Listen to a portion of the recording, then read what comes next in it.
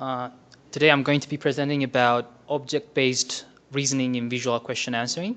I am Mikyas Desta, and this work was a joint work with Chen and Tomasz Kornuta. And so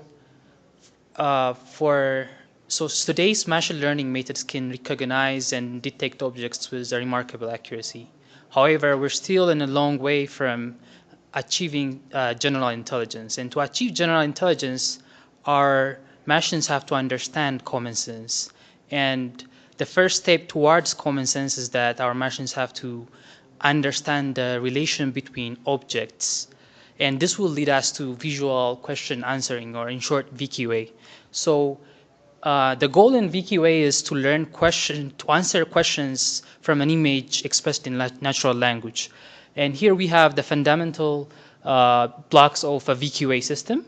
As you can see from the figure, we have the image and the question going to the system as an input, and we have our answer, which is a predicted answer. And in our system, we encode our images and questions. We also need a reasoning module to learn the relations between objects.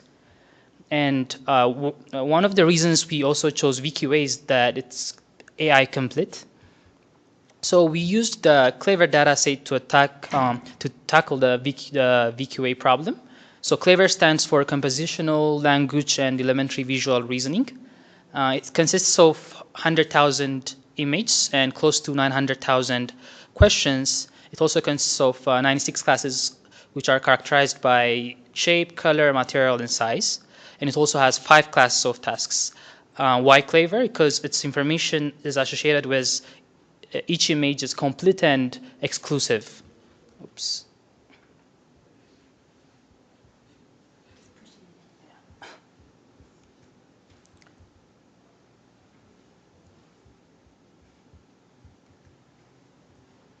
And also, it also focuses on the validation of reasoning skills.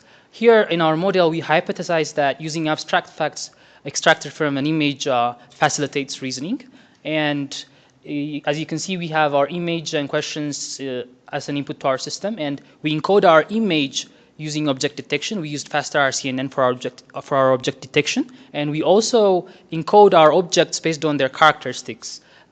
We also used GLOW for word embedding for our questions, and we used LSTM for sentence encoding. Once we encoded our images and questions, we concatenate 2 of the encoded objects with the output of LSTM, and we give that to the MLP layer. And that's how it learns the relations between 2 objects. And we repeat this process until it learns the relations between each object from the scene.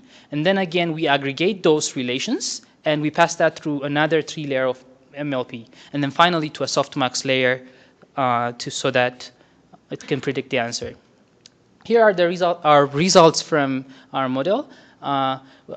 The figure on the left shows the overall accuracy of our solutions compared with the CLEVR baselines. The green one is what humans achieved, and the red one is our solution. And as you can see, we have achieved a superhuman performance. And the figure from the right shows our task accuracy results compared with the best results report in Santoro's work, which was presented at NIPS 2017. And as you can see, we improved in 2 out of 5 tasks. We also improved 5% in the counting task. Here in the examples, you can see that our model is able to predict correctly even though objects are heavily occluded. And this shows us that object detection facilitates dealing with heavily occluded objects. So in summary, in this work, we've focused on reasoning using abstract facts. We used faster RCNN for object detection. We used relational networks to learn about relations of objects, and we achieved a superhuman performance, which is comparable with the state of the art, and improved in counting and compare integer tasks. Thank you for your attention. If you have questions, please come to poster number 3C. Thank you.